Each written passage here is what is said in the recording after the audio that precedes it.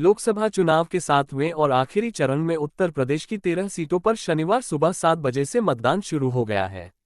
इसी कड़ी में उत्तर प्रदेश के मुख्यमंत्री योगी आदित्यनाथ ने मतदान किया। उन्होंने गोरखपुर के ने प्राइमरी स्कूल नगर के बूथ नंबर 223 पर वोट डाला है।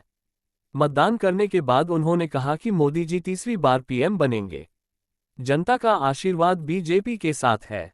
4 जून को पूर्ण बहुमत की सरकार फिर से बनेगी। देश के भविष्य के लिए वोट जरूरी है। सभी वोट जरूर करें। सीएम योगी विपक्ष पर निशाना साधते हुए कहा कि विपक्ष मोदी जी का मखौल उड़ा रहा है। मोदी जी की साधना राष्ट्र साधना है। जिन्होंने कारनामे किए वो सवाल उठा रहे हैं। उन्होंने आगे कहा कि पीएम मोदी का जीवन देश को समर्पित है। मित्रों,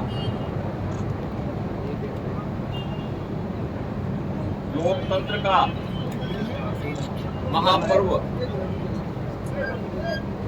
लोकसभा चुनाव 2024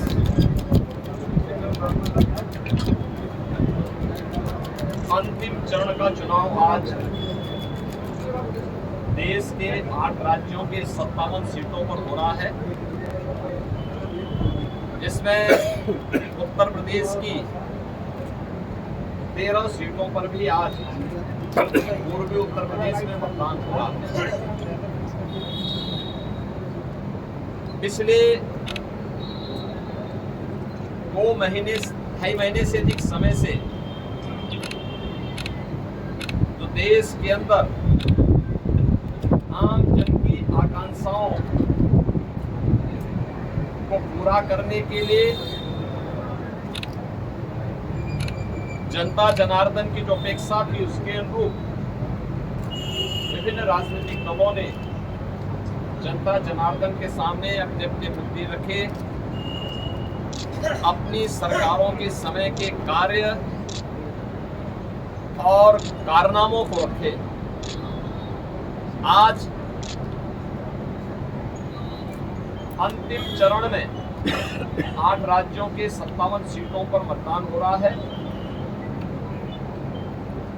उत्तर प्रदेश की भी 13 सीटों पर, जो हमारी पूर्वी उत्तर प्रदेश में महाराजगंज, गोरखपुर, कुशीनगर, देवरिया, सलेमपुर, बलिया, घोसी, गाजीपुर, वाराणसी, चंदौली, मिर्जापुर, रावड़गंज,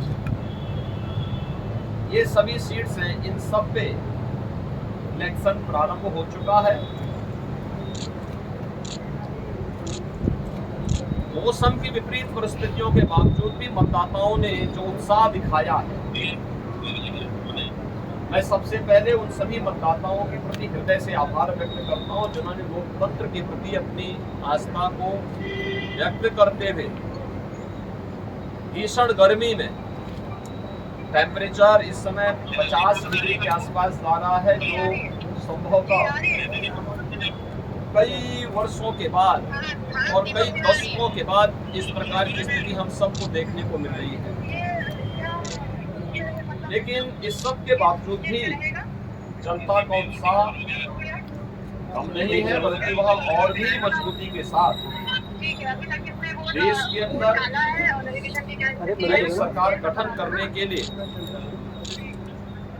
सरकारों के कार्यों का, कुछ सरकारों के कारनामों का अवलोकन करते हुए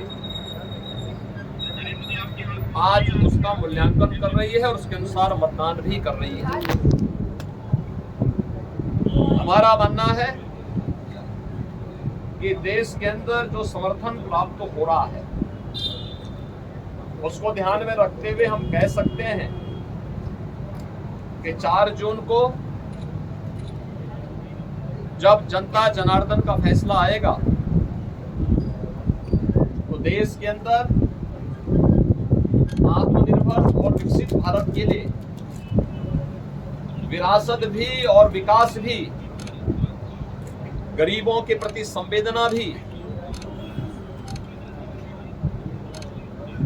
युवा पीढ़ी के उज्जवल भविष्य,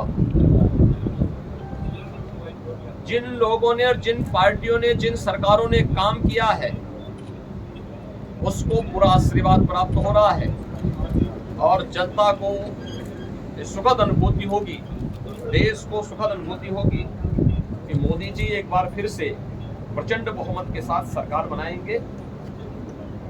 उत्तर प्रदेश इसमें अपनी भूमिका का निर्वहन करेगा पूरी मजबूती के साथ। 10 वर्ष में बदलते हुए भारत को 7 वर्ष में डबल इंजन सरकार के द्वारा